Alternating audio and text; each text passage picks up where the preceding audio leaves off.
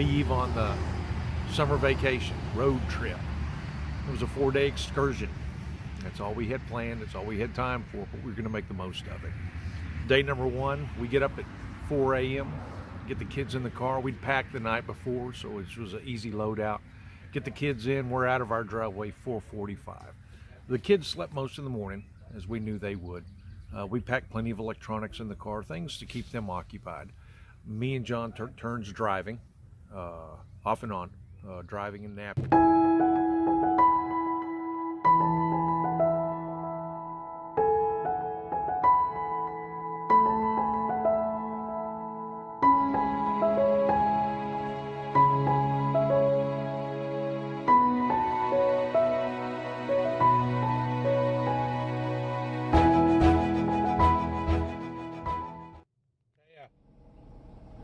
Hi, Taia. Hi, Luca. Do not pick your nose and eat it.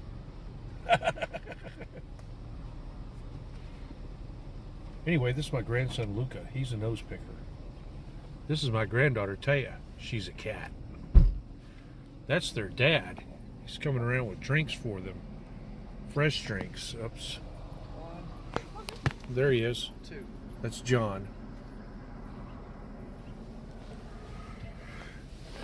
And of course I'm Papa with a weird hat. Okay.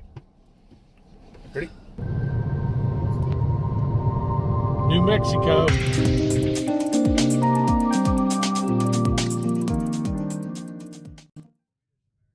When we reached the base of Pikes Peak and got ready to go up the mountain, the guy at the gate where you pay your money had informed us they just reopened the road due to storms. And we'd driven through those storms, torrential rainfall. We could barely see out of the car window. We were having to pull over at times. But we went ahead and took a chance, paid our money, headed up Pikes Peak. The drive up was without incident. Beautiful drive, don't get me wrong. We drove on up, saw all the beautiful scenery. When we got to the top, though, it was a different story as far as the weather goes. It had dropped from 78 degrees at the base to 34 degrees with rain mixed with sleet. And we got 2 kids that are in shorts. So the first trip we made was to the gift shop, where John immediately bought them some blankets, and we got them wrapped up so they could at least stand outside and enjoy it.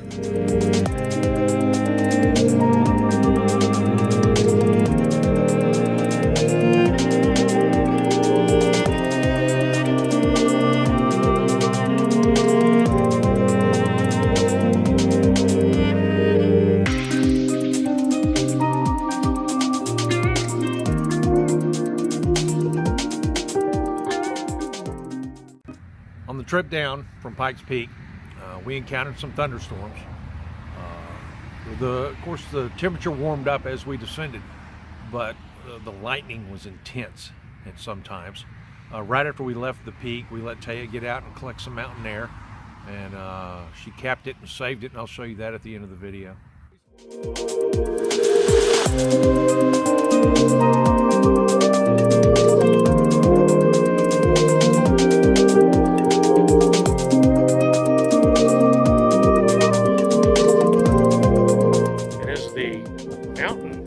Killer squirrel badger.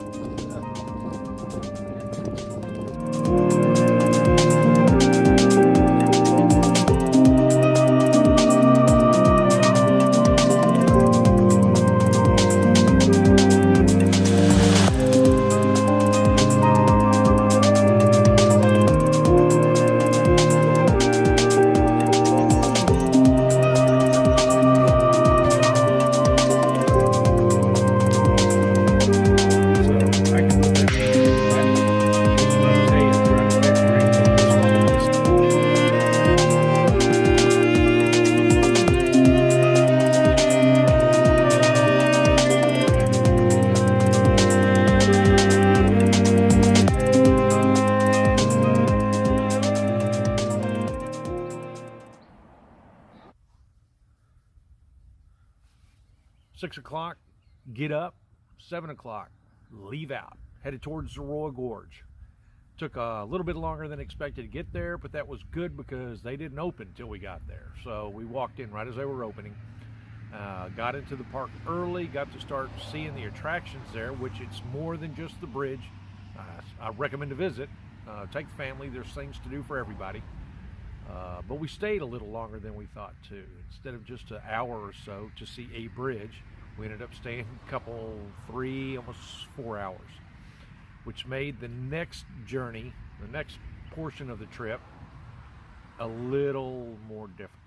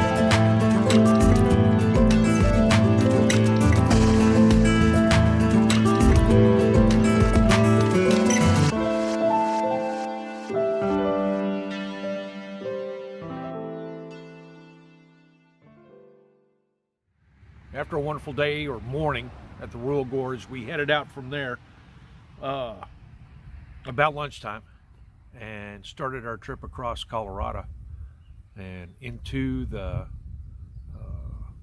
desert Southwest.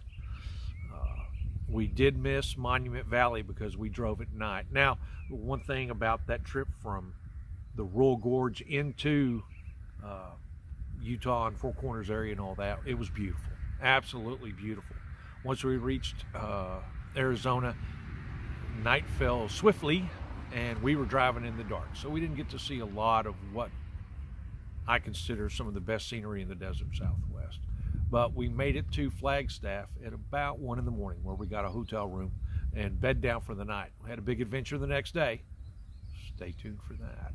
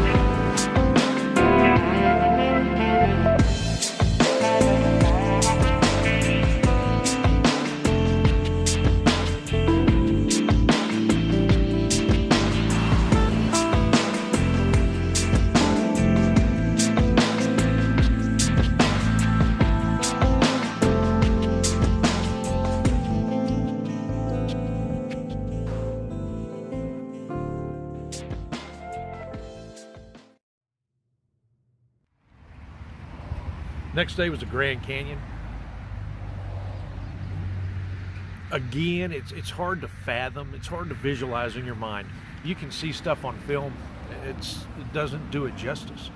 To see it in 2D is no way to see it. Even 3D doesn't give you the scale of what it's like in real life to see the Grand Canyon. It's absolutely amazing. How big it is, how vast. We went, it was kind of hazy. They were doing some burning over there, but again, it was absolutely beautiful. So a whole day we spent at the Grand Canyon, and it's well worth it. You can spend a week there in a heartbeat. You can spend a week.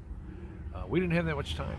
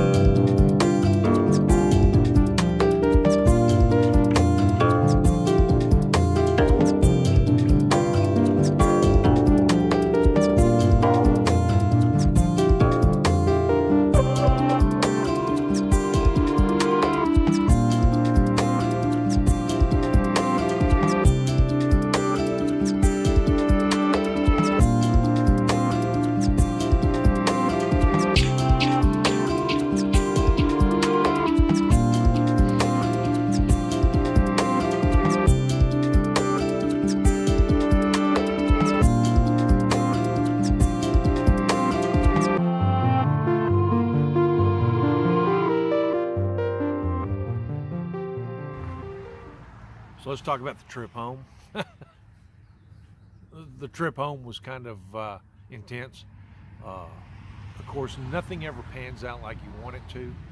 What we considered, I think it was a 12-hour or 14-hour drive, turned into about 17 hours. We got back pretty late, but we did it in one fell swoop. Me and John took turns driving, and we made it. And as far as a 4-day adventure for us and the kids go, it was excellent.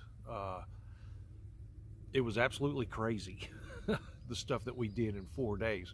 It was exhausting. Everybody was exhausted when we got home, but what we took from it was well worth it. If you can make that kind of trip, I suggest you do it. As far as the Grand Canyon goes, yeah, there's some beautiful vistas, but as vast as it is, one vista is almost the same as the next when you're looking out across that canyon. We walked it about 4 miles. Actually, a little bit longer than that. I think it might have been 7 miles is what we ended up walking between vista points.